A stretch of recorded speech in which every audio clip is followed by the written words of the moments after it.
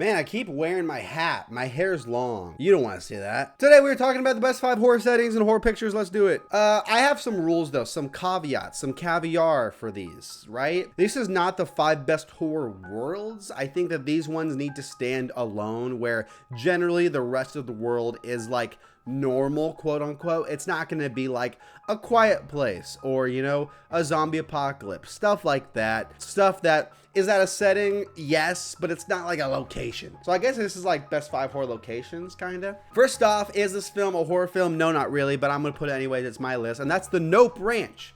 The ranch from Nope. I forget what this is called, Star Lasso Experience. I know that's the place where Steven Yeun's hanging out. I don't know what it is. This setting has just always stood out to me. Maybe in how desolate it is, how open it is. Reminds me of the mean streets of San Bernardino County. Is that where it is, right? It's in San Bernardino or Riverside, or probably, I think so. Something about it just being that house there, you feel almost exposed. You feel very vulnerable. You don't have this comfort of being in a big area. You feel very exposed in this small house. You feel like, you know, I'm very alone out here by myself. And a lot of times in horror films, a big struggle is the whole phone debacle. What am I gonna do with the phones? How do I explain why we can't use the phones? Here, use the phones all you want. You're just far away from things, so it might not help you that much. I think the Star Lasso little Jupe Ranch, I think that works really well also, how close it is, but also it's just far enough to where it's like, you know, I can see the aliens slurp people up from over there, but I can't shout to, you know, Ayo Jupe,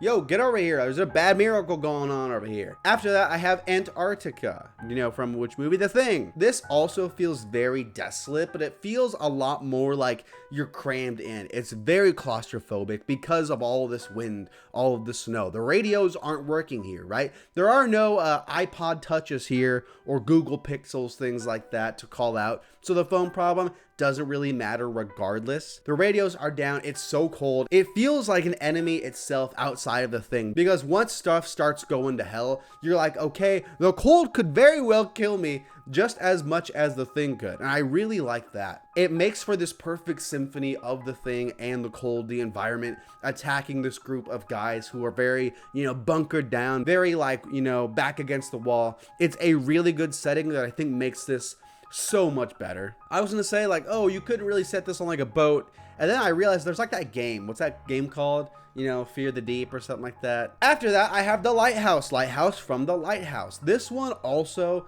am I just naming places that are like very desolate, very hidden? But also I think that's important. I'll stop saying desolate and hidden. That's just kind of assumed. This one feels also like a character in itself. It feels very alive because as Robert Pattinson, as Willem Dafoe are just going absolutely bananas in this place, the lighthouse is almost fighting back with this dark energy. You really feel it in the seagulls, in the ominous rays of the light spinning around, dude. It's fantastic. I don't really have much else to say about that one, but I really like it. Never mind, I have one that's not desolate, and I was like, I'm gonna put that up there, but I'm also like, it was gonna be number 1 originally, but then I thought about it, I was like, it's number 2. And that is Derry, Maine. Shout out to Derry. This place, not as desolate. The phone problem, good. Again, phones weren't around back then. They were still using, I think, the Pony Express back when this took place in like the 80s or something like that. But what I like about this city is like the whole city, you know, Pennywise aside, is like normal-ish vibes,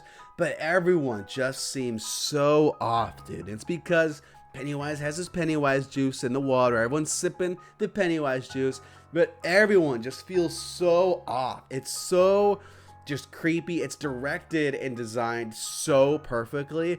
Even like the parents of the kids who, like, we know love the kids and stuff like that, they feel something feels wrong about them. Something feels off, dude. They're all sweaty and annoying and they're giving mean looks. There's not a single person in this town, aside from our main characters, who like looks like a nice person. Everyone's sus. There's just something in the air that's so, you know, stinky, so naughty and nasty. Absolutely hate the feeling it gives, but I also love how creepy it is. I love how integral Pennywise feels to the DNA of the city, how he feels like he has, you know, his hands in everyone else's juice. Absolutely love that. But the number 1 horror destination to visit this winter is, of course, the Overlook Hotel. Maybe the best setting in all of horror. One of the best settings in just film history itself. This Like I said, more so than any other place, the lighthouse, other things, this feels like a real character, and not in like the artsy way of like the setting's alive. In the sense, it's actually alive. There are ghosts here talking to Jack and impacting everything else going on. This feels like something I would not want to experience. I would not want to visit the Overlook. It feels like every corner is hiding a secret. Every corner not only is hiding a secret, but just is hiding something evil, dude. And it feels like such a nasty, evil place, but it's also beautiful, right? But what's ominous about it is seeing such a big, building location so empty, so quiet. It's very eerie. It kind of gives you like that feeling even more so of like the hair standing up on your neck. Because again, just seeing a big building not filled with people, not being stuffed, filled to the brim with people like it's supposed to be, just seeing it quiet and empty, it's eerie, dude. It's not normal. Small touches like that bathroom and the design of that, even mixed perfectly with how Kubrick shot this, a lot of symmetry, a lot of wide shots to show how big and spacious and open this area is. It's so perfect. I think the location is perfect as it is. Throw on top of that the snow and the cold, you can't get out. You feel desolate and hidden. Sorry, don't know when I said that. It is perfect, dude. A perfect setting. Thanks so much for watching. Hit subscribe. I'm making videos every single day. Tomorrow, I'm taking demon films like the Hereditaries, the Conjurings. I'm talking about which films we need to retire, which ones we need to keep going or reboot. That's tomorrow. Talk to you later. Hit subscribe. Bye-bye.